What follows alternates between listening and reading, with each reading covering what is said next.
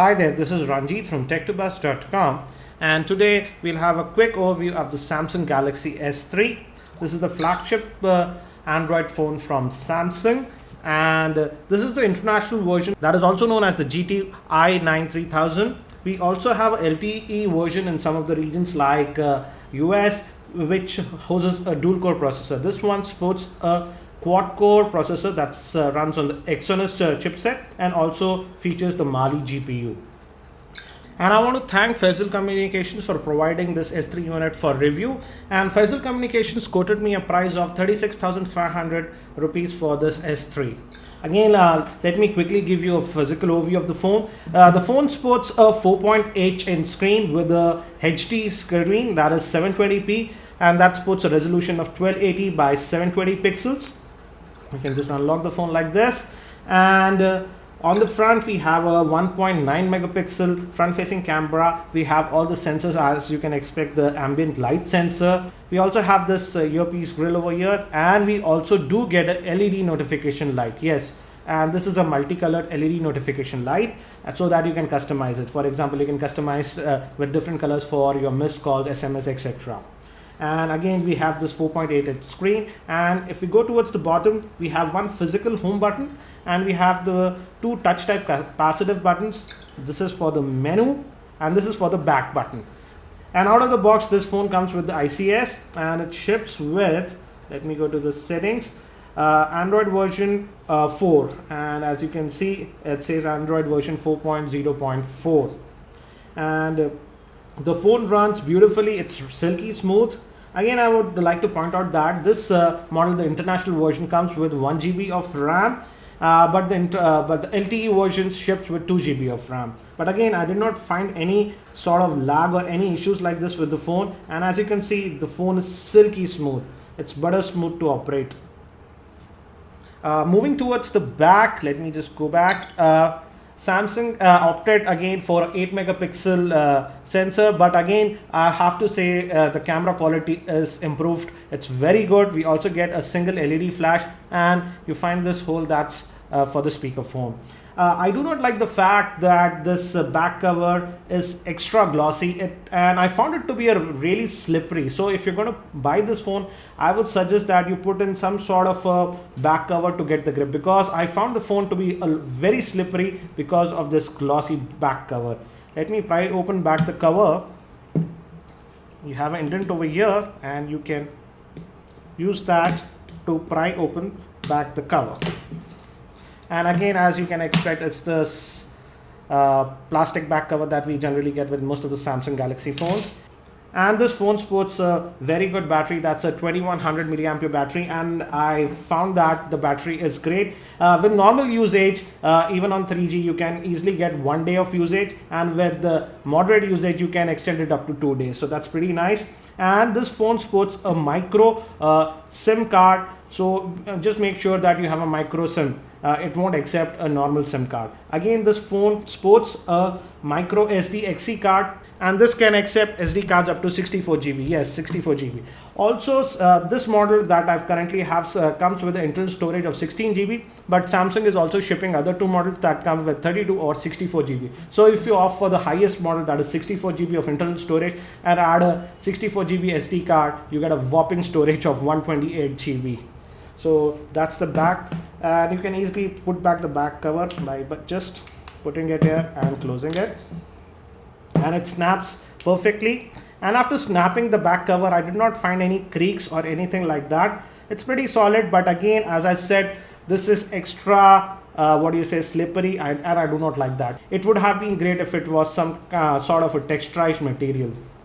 Now let me go towards the top, and here we have the 3.5mm headphone jack. We also have a microphone pinhole over here. This is used for the noise cancellation mic.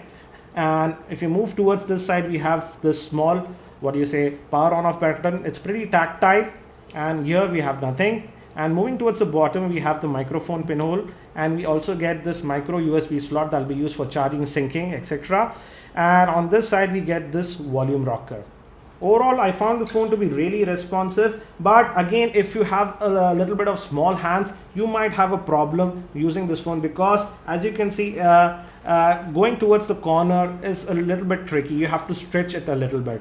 So just make sure that you play around with the phone in a store before you decide to get it, because if you have small hands, it might be difficult for you to operate this phone. Let us quickly go towards the interface. Samsung has launched the new Touchwiz interface with this. They do not name it anything. The previous version was the Touchwiz version 4, and let's call this the new Touchwiz, and it's pretty responsive. And we still get this feature by which you can access all the home screen, but there's a nice touch that you can customize the home screens. For example, if I hit this home button anytime I want to go to this screen, I just click this home, and now if whenever I click the home button, it will take me to that screen. Now let's set it back to this one, and you can also drag and arrange these as you wish. So that's pretty easy, and you can delete the home screens if you like. So now when I hit the home button, I get to this screen. Again, if you click here, you get to the apps. You just scroll left to right, and from here only you can access the widgets. If you click here, you get to the widgets, and by default Samsung has given us a lot of widgets, so you can easily add them. For example, let us add this video player widget. I just hold it and I'm going to drag it to an empty space like this, and I leave it. And here we have this widget. And moving towards the apps, again, you can do this gesture again to get to all the app screens. It's pretty nice. Now let me, one more thing I like about this is that Samsung has added this battery percentage by default, and it's so convenient. You do not have to root or do anything fancy to get that feature, and I like that. And Samsung has also customized this tray, and from here you can access all these quick toggles, and I really appreciate the same because it's so easy to toggle them. So I have just enabled the Wi-Fi. Now let us quickly launch the web browser.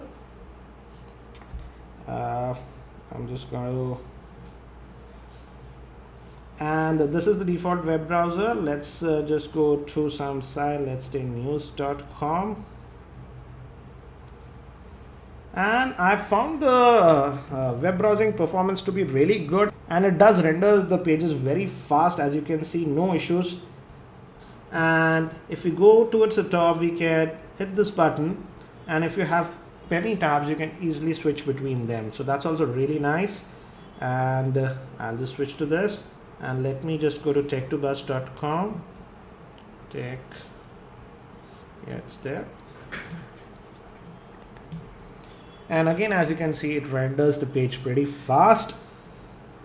And let us open one of the stories. Let us open this story, and we'll move to this orientation. And this is a flash video, and I'm just going to hit play, and let's see if it plays smoothly. And as you can see, it plays the video without any issues.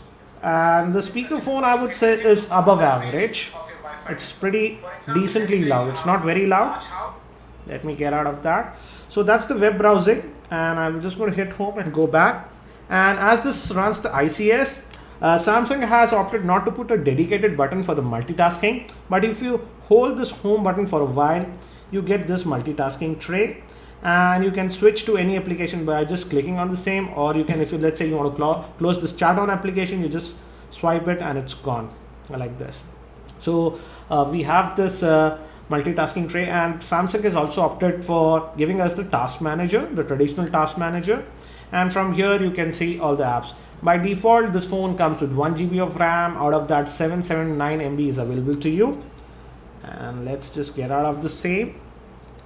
Now let me show you the camera on this. By default, the rear facing camera is an 8 megapixel shooter, and I have to say I'm really impressed with the same. And we do get a lot of functions actually with this camera. Samsung has opted to provide a lot of functions that you might need. And as you can see, it has a lot of options. Exposure value, you can set the focus mode, FX, and the camera is also really fast. For example, let me show you the same. I'm just going to click on this, and and takes the snap. It's instant. There's no shutter lag. And also, if you see, the focusing is also really fast. It's very fast to focus. Actually, I have tested the camera, and I'm going to make another video regarding the same, where you can actually see the actual camera performance of this. And I have to say the camera performance is actually very good, even in low lighting conditions. Again, the same goes for the video, and it can shoot video in 1080p, and again it offers a lot of options. For example, let me switch to the video mode. This is the video mode, and here also we have a lot of options to play around. And overall, I would say it is really nice, and I have to say it's among one of the best camera phones that I have tested. So that's nice. One thing I've noticed is that when you stress the phone a little bit, this portion gets a little bit warm. It's just warm, but gladly it's not hot, so no issues with that. And Samsung also gives us this feature called S Voice, and if we double tap this home button, S Voice launches and we can talk to the phone. And I'm going to try that. I never tried it before. What's the weather in Mumbai? Hi Galaxy. And as you can see, it doesn't work. Let me try again. Weather in Mumbai.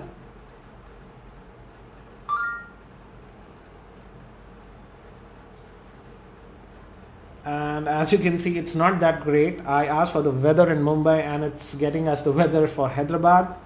So this S Voice has a lot of work to do. One little con that I have with this phone, and that's not limited to this phone, but I'm seeing this in many of the new Android phones, is that the auto brightness setting, when you switch it on, by default it keeps the brightness level to a very low level, and I've frequently found that I had to disable the auto function and manually adjust the brightness, because by default the setting was too low for the brightness. Don't get me wrong, the screen is gorgeous. This is a Super AMOLED screen, and to show you that, let me play back a video.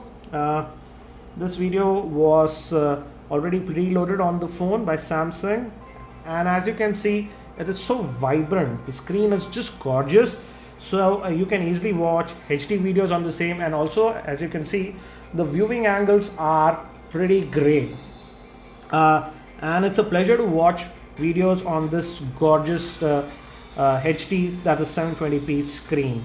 So no issues with that. Let me get out of that. So overall, I would say a very nice Android phone by Samsung. That's it for now for this quick overview of the Samsung Galaxy S3, and I hope to see you in my next video.